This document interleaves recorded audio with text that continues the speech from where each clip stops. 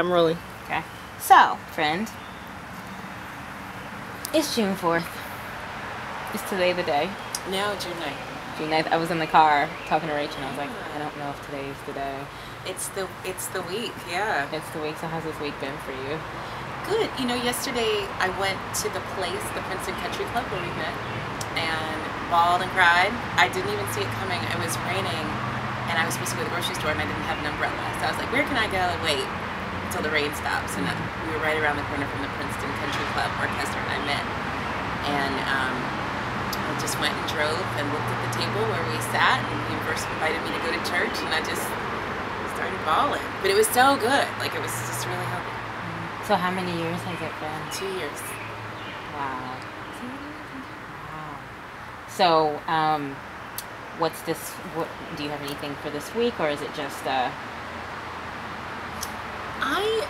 I mean, well, I'm at the same place where we were. I'm house sitting at the same place where we were the week that he died. So on Thursday, which will be the anniversary of the last day that I saw him alive, I will go and sit there and have breakfast and remember what that was like to be close to him on that day. And on Saturday, which is the day that I found him dead, I'm going to go to the beach because the day before, or a couple of days before he died, he wanted to go to the beach, and I, of course, thinking it was a regular day, didn't want to go. It was hot, you know, it was muggy. I preferred not to. And I didn't realize that was going to be his last time going to the beach, and that maybe that trip had greater meaning for him than I realized. And so last year, on the first anniversary of his death, I went to the beach, and it was a very healing, cathartic, wonderful day, and I probably will do that again. Wow. So I'm going out of order, and this is also like non-formal because this is stuff I just want to know too. So you mentioned Thursday was the last day that you saw him alive, and at the risk of not having to revisit every single detail, just what happened in those like 3 days. 3 days, interesting. Yeah, right. 3 days. So Monday was the last day I saw him alive. It was a Monday morning. We had spent the night together at the country house where I'm house sitting. On Sunday night, we were in an argument that night and about something silly, and then it ended really sweetly and with us kind of curled up on the couch and, you know, feeling very loving towards each other. And in the morning, he was laying in the grass, looking at the sky with his arms stretched out like this.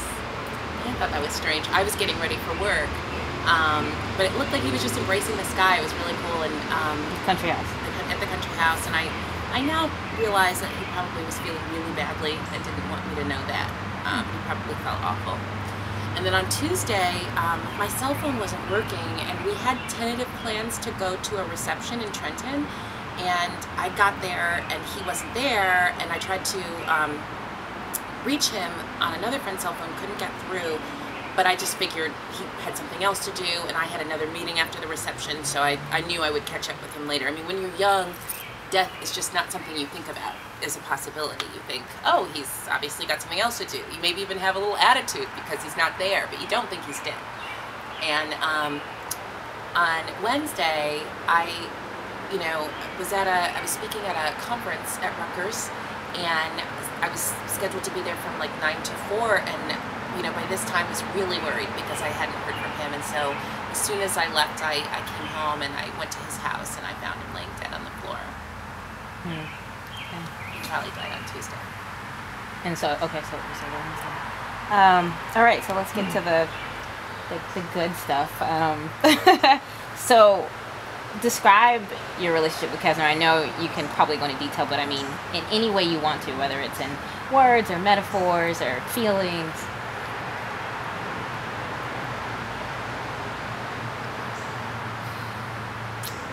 My relationship with Kessler was sweet and right and warm and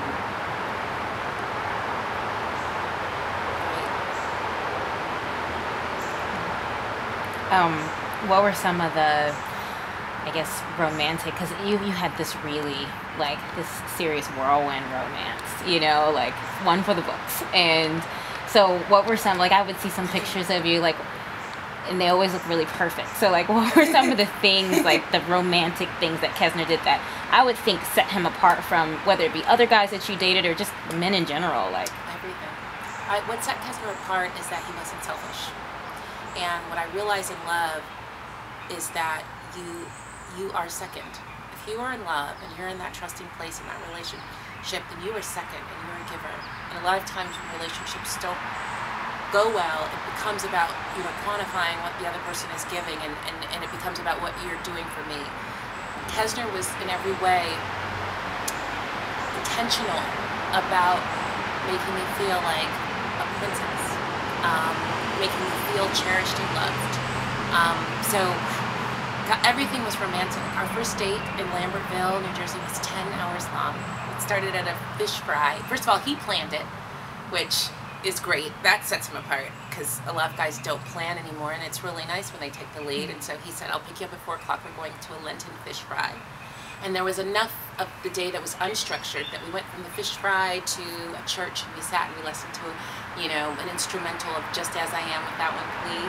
We went and got an ice cream cone and sat on a rock and, dreamed about what it would be like to be married. And then we walked across the bridge and got to know each other more over wine. And then we ended up at a wine cellar where we had our first kiss. And we looked at our clocks and it was 2 in the morning. So we'd been together from 4 p.m. to 2 a.m. and hadn't even, it might as well have been 2 hours.